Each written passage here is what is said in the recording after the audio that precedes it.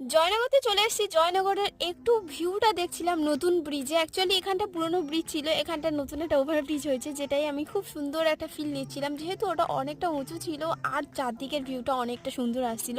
তো চলো জয়নগরে এসেছি, জয়নগরের দেখাবো না, অ্যাকচুয়ালি আমি খাইনি কিন্তু দেখাতে তো পারি।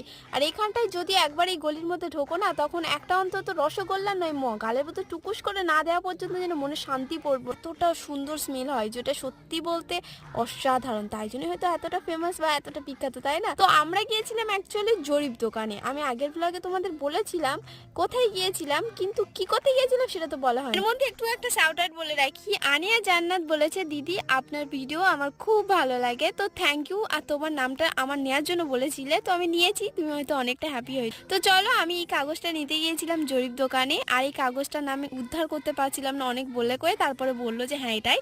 তো আমার একটু সেলাই জিনিসপত্র কিনলাম। তো এখন পর্যন্ত টাটা।